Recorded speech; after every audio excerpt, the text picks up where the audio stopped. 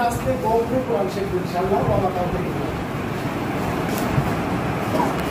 তো আমরা জানি ইন্না আনজালনাহু কুরআনান আরাবিয়ান আল্লাহ বলেছেন অবশ্যই আমরা কোরআনকে আরবীয় কোরআন করে বা আরবীয় লিসানের ভাষায় নাযিল করেছি যাতে তোমরা বুঝতে পারো। তাহলে আল্লাহ কোন ভাষায় কোরআন নাযিল করেছেন? আরবীয় ভাষায়। তো হযরত আলী রাদিয়াল্লাহু তাআলার সময়ে হযরত আলী রাদিয়াল্লাহু তাআলা এক ইয়াহুদি হযরত আলী রাদিয়াল্লাহু এসে বলে যে তোমাদের কোরআন আরবি ভাষা লাগে।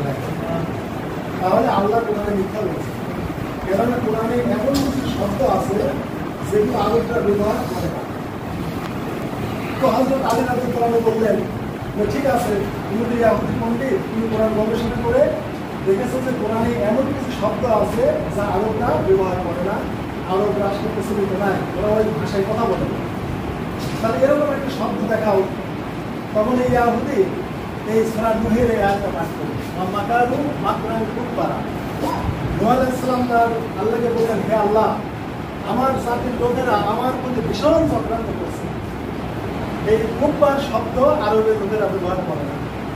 এই কথা ওই ইয়াহুদি হযরত আলীকে বলে যে এই কুফার শব্দটি আরব দেশে নাই, হওয়ার কথা ছিল ওয়া মাকারু মাকরান কাবীরা, কাবীরা হওয়ার কথা ছিল।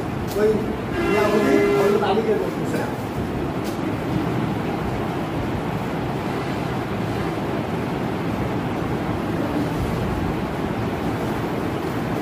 মাকারু মাকরান কাবীরা হওয়ার কথা ছিল ইহুদির মতে। অতএব কুফার শব্দ আরবরা বলে। এই কথা হযরত আলীকে ওই ইয়াহুদি বলল। তো আরেকটা কথা জেনে রাখি, এই বলার কারণও আছে। এই কুফার শব্দ শুধু কোরআনে এক জায়গায় আছে, ওই সূরা নূহের মধ্যে। আর কোথাও কুফার শব্দের ব্যবহার কোরআনে নাই। অতএব উনি বলেছেন একটা হাওয়াশি পুষ্পাত্ম জঙ্গলি শব্দের কোরআনে আছে। তখন হযরত আলী তার সাথে তর্ক করলেন না করে এই কুফারা কেন বলবো, আসলে হওয়ার কথা ছিল মাকরান কাবীরা মৌসুফ ছিল। আমরা শিখলাম উস্তাদের কাছে, ভালো হলো যে মৌসুফ ছিল আলোচনা এসে গেছে। মৌসুফ যা হবে সেগুলো তো তাই হবে, তাহলে মাকরান কাবীরাই হওয়ার কথা ছিল। এবার আসেন হযরত আলীর কথা বলতেন না, তবে ঠিক আছে কোনো ভুল পাচ্ছাও, তাহলে আরবরা যে কুফার শব্দ ব্যবহার করে না, তাহলে ছিল আরবের সবচেয়ে যিনি বয়স্ক সাহেব তার কাছে এই যে সাহেব আমি দিয়েছি। এবার হযরত আলী রাদিয়াল্লাহু আনহু এখানে বসে যা দেখলেন যে ওই মানে এত বৃদ্ধ একবারে বসে পড়েছে, বয়ে পড়েছে, উঠে বসার কোনো শক্তি নাই। হযরত আলী ওই বৃদ্ধ সাহেবের কাছে আরবের পণ্ডিতের কাছে যায়, কোনো কথা বলতেছে না। সাহাবারা ইহুদিকে সাথে করে নিয়ে এসে বৃদ্ধের উপরে বসে আছে। তখন হযরত আলী তাকে উঠাচ্ছে, বাবা ওঠেন তো, বাবা একটু বসেন, বাবা ওঠেন তো, বাবা একটু বসেন।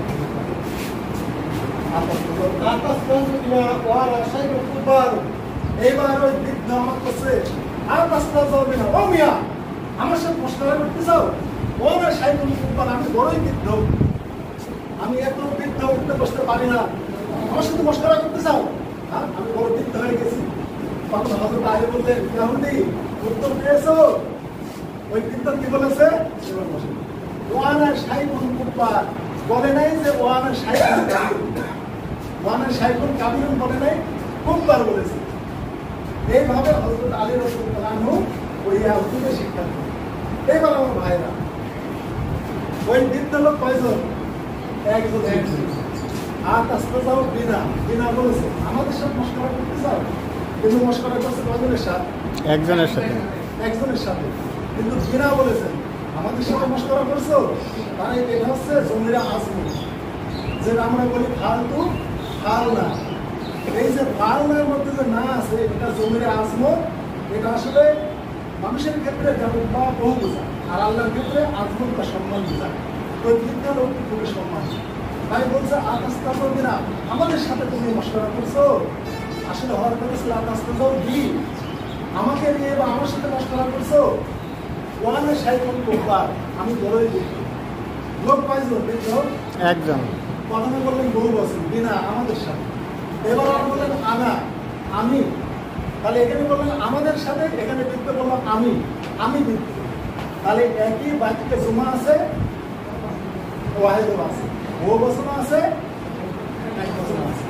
এখন কথা হলো ইমাম বুখারী রাহিমাহুল্লাহ এই সূরা নূহের এই আয়াতের ব্যাখ্যা উনি লিখেছেন যে এখানে মাত্রান কাবিরও কেন হলো না, কেন কুফার হলো। উনি বলেছেন আসলে রজুলুন কাবিরুন মানে লোকটা বড়, আজকে বলে রজুলুন কুফারুন লোকটা অতি বড়। আর লোকেরা তাকফিরকে ওরা মানে একটা তাকফির করে, এই কাবিরুনকে তাকফির করেছে তাকফির অতি বড়। যেমন ইমরাতুন জামিলুন মহিলা সুন্দরী, যদি বলা হয় ইমরাতুন জুম্মাতুন মহিলাটি অতি সুন্দর। এখানে নূহ আলাইহিস সালাম বলতেছে আল্লাহ আমার জাতির লোকেরা ভীষণ চক্রান্ত করেছে, চক্রান্তের শেষ প্রান্তে পৌঁছে গেছে, অতএব রব্বিল্লাহ তাআলা আপনি ওরা কাফিরিনা আর কাফিরদের পাশে দেখেন না, শেষ পর্যায়ে চূড়ান্ত চক্রান্তে তারা পৌঁছে গেছে আর ওদের কোনো। এখন কথা হলো ভাইরা বিনা বলতে এটা কি কারণে আলোচনার একটা সিফত হলো ওরা যখন রেগে যায় তখন ওরা বহু বছর এই বৃদ্ধাবস্থায় বাস করতে করতে রাগি গেছে, রাগি যা আজ ব্যবহার করছে আমাদের ব্যবহার করছে। আল্লাহ তাআলা যখন আদম আর হাওয়াকে জান্নাত করতে দেন তাদের প্রতি আল্লাহ পুলিশ ছিলেন, সন্তুষ্ট ছিলেন। যখনই নিষিদ্ধ বিজ্ঞানী করে গিয়ে ফল খেয়ে আল্লাহ বলেন কোন নাহাদিক মিনহা জামিয়া, আমরা বললাম দূর হয়ে যাও এই জান্নাত থেকে,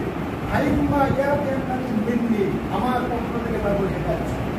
আল্লাহ বলেন কোন না, আমরা বললাম দূর হও, আবার বললেন আমার পক্ষ থেকে আছে।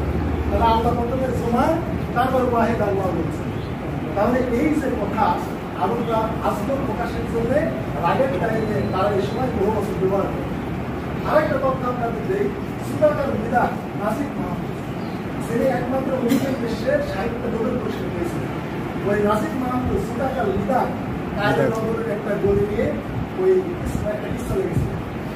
ওইখানে এক সাইড স্টোরে রেডিও বাজানো হতো, এক গায়ক এসে গান গাই। যখন রেডিও আবিষ্কার হলো তখন ওই সাইড স্টোরে ওই সাইড দোকানদার রেডিও বাজানো শুরু করল, আর ওই দায়িত্ব করে দিল এখান থেকে চলে যাওয়া।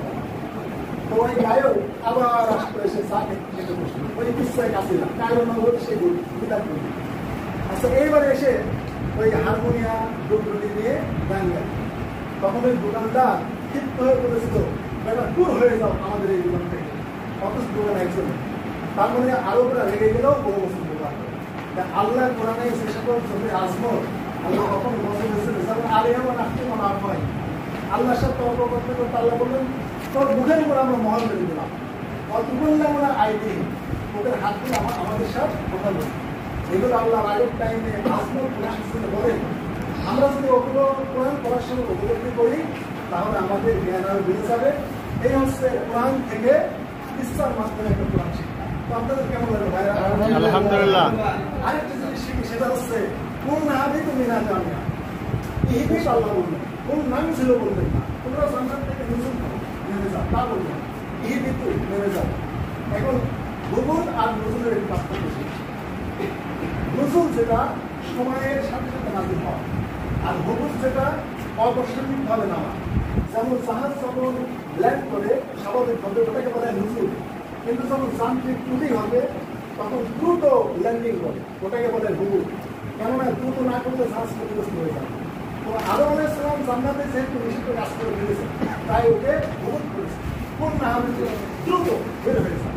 এখানে তারা ওদেরকে একটা দ্রুত ল্যান্ডিং করে দিয়েছেন হযরত আদমকে, আর রাখেন না।